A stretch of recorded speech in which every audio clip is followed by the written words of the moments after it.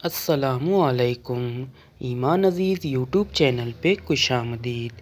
آج کی اس ویڈیو میں ہم بات کرتے ہیں خواہشیں ناتمام کے بارے میں۔ آخر خواہشیں ناتمام کیا ہے؟ تمنا بڑی چیز ہے۔ ازل سے ابد تک انسان خواہشوں میں جیتا چلا آیا ہے۔ لاکھوں اربوں قسم کی خواہشات میں انسان کی روئے زمین پر آنے کے بعد سے اب تک اور روز قیامت تک کی سب سے بڑی خواہش خدا کی پہچان ہے۔ اس سب سے بڑی خواہش کو اگر انسان پانا چاہتا ہے تو اس خواہش کی ڈیمانڈ ہی یہ ہے کہ دوسری تمام خواہشات اس خواہش پر قربان کر دی جائیں۔ خواہش اپنی اصل میں ایک محرک ہے، سوچ کا نام ہے۔ خواہش بذات خود سوچ ہے، یہ طلب ہے، ڈیمانڈ ہے، یہاں سے وہاں تک جانے کی سوچ، یہ کچھ بن جانے کا خیال ہے۔ خواہش زندگی کو حرکت دیتی ہے۔ اگر خواہش نہ ہو تو ذہن مردہ ہے۔ اگر آپ کی کوئی ڈیمانڈ نہیں تو آپ کی کیا سوچ ہے؟ اس میں بہت بڑا راز چھپا ہے۔ ہر انسان کی زندگی میں خواہش ہر سانس کے ساتھ موجود ہے۔ خواہش اپنی اصل میں وسعت کا نام ہے، پھیلاؤ کا اور آگے بڑھنے کا نام ہے۔ ہم اس کثرت کو سمجھنے میں اکثر مار کھا جاتے ہیں۔ ہر انسان کی زندگی میں ایک ناآسودہ، نامکمل سلگتی لو دیتی خواہش ہر وقت موجود رہتی ہے۔ یہ نامکمل خواہش ہر انسان کو بھگا رہی ہے۔ عظیم اکثریت بلکہ ہم سب آج جہاں ہیں وہاں مطمئن نہیں، ہم مزید آگے جانا چاہتے ہیں۔ اس ناتمام خواہش کو ذرا کھول کر دیکھتے ہیں۔ مثال کے طور پر یہ ایسی ہوتی ہے جیسے اسکول کے زمانے میں لگتا ہے کہ کالج پہنچ جاؤں تو بات بنے گی، یہی تمنا ہے۔ پھر اس کو پورا کرنے کے لیے ہم محنت، مشقت اور انتظار سے گزرتے ہیں۔ جس دن کالج پہنچ جاتے ہیں اس دن شعور سطحی طور پر خوش دکھائی دیتا ہے، مگر کچھ عرصہ گزرنے کے بعد نفس کو ہمیں یہ احساس ہوتا ہے، ٹھیک ہے خواہش تو پوری ہو گئی، مگر جانے کیا بات ہے، یہ تو اچھا تو ہے مگر جیسے سوچا تھا ویسا نہیں۔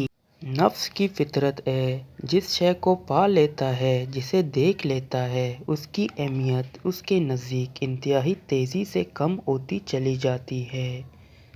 کاش کب عام ہو جاتا ہے، خبر ہی نہیں ہوتی۔ پھر ایک اور ناتمام خواہش کا دیا آنکھوں کے آگے لہراتا ہے، اور یوں یہ لامتناہی سلسلہ ہمیں کار راز حیات میں گھسیٹتا ہوا نکلتا ہے۔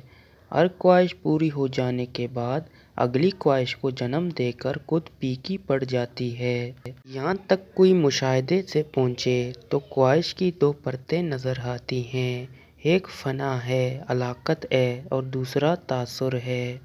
نفس چونکہ جبلی طور پر موت سے روشناس ہے، جانتا ہے کہ وہ مر جائے گا، وہ ہلاک ہو جانے والا ہے، لیکن چونکہ اللہ سے بیزار ہے، خائف ہے، اس لیے ہلاکت کے دباؤ سے نکلنے کے لیے، موت کے خوف سے فرار حاصل کرنے کے لیے ایک عجیب داؤ کھیلتا ہے جو اہل علم کے سوا کسی کو سمجھ نہیں آتا۔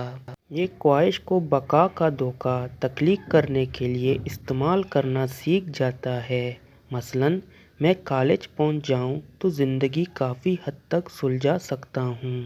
حال میں بیٹھ کر نفس ایک عارضی مدت تخلیق کر رہا ہے، خود کو یقین دلا رہا ہے، کالج میں داخلے تک میرے پاس وقت ہے، میں نہیں مروں گا۔ خود ساختہ مہلت لے رہا ہے، دھوکہ دے رہا ہے۔ کسی کا مر جانا ہمارے لیے ایک سچ، ایک حقیقت ہے۔ اِنَّ لِلَّهِ وَإِنَّا إِلَيْهِ رَاجِعُونَ۔ بہت ہی خلوص سے انسان کسی کی موت پر پڑتا ہے۔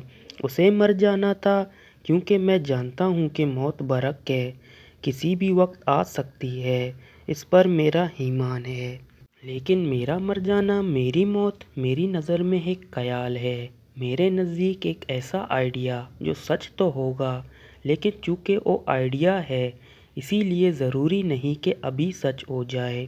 دوسرے کی موت حقیقت ہے، اپنی آئیڈیا، کیا بات ہے! آپ اپنی اور اپنے سے جڑے دوسرے لوگوں کی زندگیوں کا جائزہ لیں تو ہر ایک میں آپ کو یہ چیز نظر آئے گی۔ مثلاً کاروبار سیٹ ہو جائے تو حج کروں گا۔ حج تک ہلاکت نہ ہونے کا یقین دلایا جا رہا ہے خود کو۔ حج کے بعد بچوں کی شادیوں تک جینا ہے، پھر اپنے بچوں کے بچوں کی خوشیاں دیکھنے تک جینا ہے۔ ایک فانی، ایک ہلاک ہو جانے والا، ہر دم خود کو عارضی طور پر ہی صحیح لیکن کچھ دیر کے لیے ابدی کرنے کی کوشش میں مصروف ہے، جبکہ خالق کہہ رہا ہے ہرگز نہ کہنا کہ کل کا یہ کام کر دوں گا مگر انشاءاللہ۔ ہم نے اسے رسم بنا لیا ہے، کبھی دیانتداری سے غور کیا ہے؟ اصل میں ہر کام سے پہلے انشاءاللہ کہنے سے آپ کی مراد کیا واقعی وہ ہے جو اللہ چاہتا ہے؟ کیا ہم واقعی مان چکے ہیں کہ ہم کبھی بھی کسی بھی وقت مر سکتے ہیں؟ نہیں، کبھی بھی نہیں۔ انسان کبھی تیار نہیں ہوتا۔ ہاں، مگر وہ جس کو اللہ جان کی بخل سے نجات دے، وہ خواہش کا طلسم توڑ سکتا ہے۔ خواہش کی دوسری پرت تاثر ہے۔ نفس کی مصیبت یہ ہے، اسے کبھی خواہش کے مناسبت سے اس کا تاثر نہیں مل پاتا۔ ہر خواہش جب پوری ہوتی ہے تو پتہ چلتا ہے یہ تو ادھوری ہے۔ یہ لامتناہی چکر ساری زندگی انسان کو ایک ایسا گدھا بنا کر رکھ چھوڑتا ہے جس پر بیٹھنے والے نے ایک چڑی کے سرے پر سبز گھاس کا گٹا باندھ کر اسے گدھے کے منہ کے پاس اس کی رسائی سے ذرا دور تام رکھا ہوا ہے۔ بھوکا گدھا اس گھاس میں منہ مارنے کے چکر میں چلتا جاتا ہے، مگر وہ کبھی اس گھاس تک پہنچنے والا نہیں، کیونکہ گھاس اس پر سوار آدمی کے ہاتھ میں ہونے کی وجہ سے اس کے ساتھ آگے ہی بڑھتا رہا ہے۔ اگر نفس اللہ کی مہربانی سے علم حاصل کر لے تو اس میں خدا کو پانے کی خواہش بیدار ہو جاتی ہے۔ یہ خواہش سب سے بڑی خواہش ہوتی ہے، اس سے بڑی کوئی خواہش نہیں۔ جب نفس اس خواہش کو پورا کرنے کی دھن میں لگتا ہے تو اس پر انکشاف ہوتا ہے کہ اللہ لامحدود ہے، اسے کوئی مکمل نہیں پا سکتا۔ اللہ ساکن نہیں، سامنے کی بات ہے۔ اللہ کو فارمولہ میتھڈ سے نہیں پا سکتے، وہ کہیں رکھا ہوا نہیں، وہ اللہ ہے۔ اس کو پانے کے لیے جب خواہش تڑپ کا روپ اختیار کرتی ہے تو اسے احساس ہوتا ہے، بجلی کے کوندے کی طرح لپک کر آنے والا ایک ایسا احساس جس کی روشنی میں نفس دیکھتا ہے کہ اللہ لامحدود ہے۔